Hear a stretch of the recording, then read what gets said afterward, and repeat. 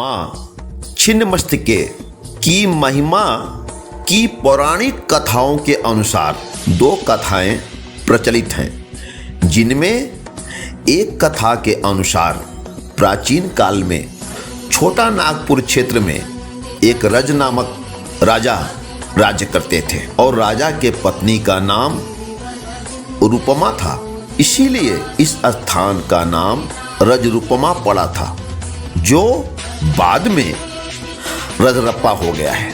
कहते हैं कथा के अनुसार एक बार पूर्णिमा की रात में राजा शिकार की खोज में दामोदर और भैरवी नदी के संगम स्थल पर पहुंचे तो रात्रि विश्राम के दौरान राजा स्वप्न में एक लाल वस्त्र धारण किए तेज मुखमंडल वाली कन्या दिखी।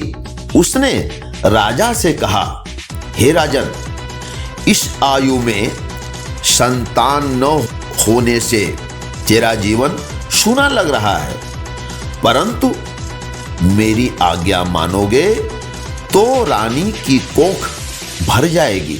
जैसे ही राजा की आंख खुली तो वे इधर उधर भटकने लगे। इसी बीच उनकी आंखें स्वप्न में दिखी कन्या से जा मिली।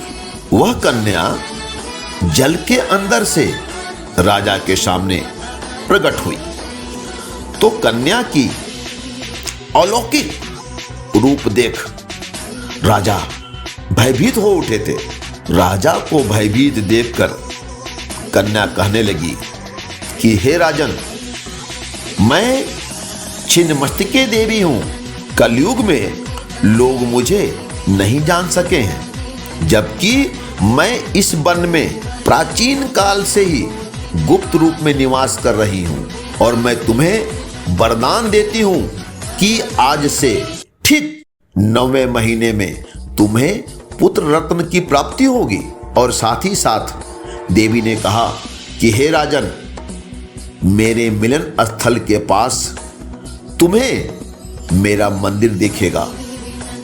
इस मंदिर के अंदर शिलाखंड पर मेरी प्रतिमा अंकित दिखेगी, तो तुम सुबह मेरी पूजा कर बलि चढ़ाओ।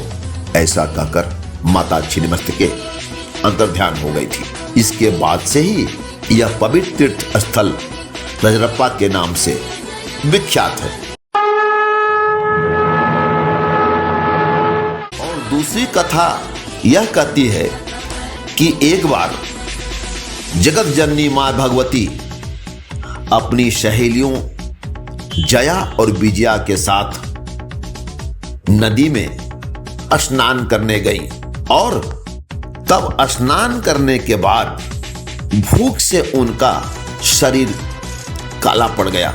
जब सहेलियों ने भी भोजन मांगा तो देवी ने उनसे इंतजार करने के लिए कहा, लेकिन कुछ देर के बाद जब जया और विजया भूख से तड़पने लगी तो सहेलियों के पुनः विनम्र आग्रह पर उन्होंने दोनों की भूख मिटाने के लिए अपना सिर काट लिया था। कटा सिर भगवती के हाथों में आ गया और गले से खून की 3 धाराएं निकलने लगी। तो 2 धाराओं को भगवती ने अपने सहेलियों की तरफ प्रवाहित कर दिया और तीसरे को अपने कटे सिर के मुख की ओर। तभी से भगवती को छिन्नमस्तिका कहा जाने लगा। मित्रों, माता छिन्नमस्तिके भक्तों के कष्ट को बहुत ही आसानी से दूर करती है और भक्तों की मनोकामनाएं पूर्ण भी करती है। इसलिए यहाँ भक्तों का सैलाब उमड़ता रहता है। जय भगवती, जय मां छिन्नमस्तिके।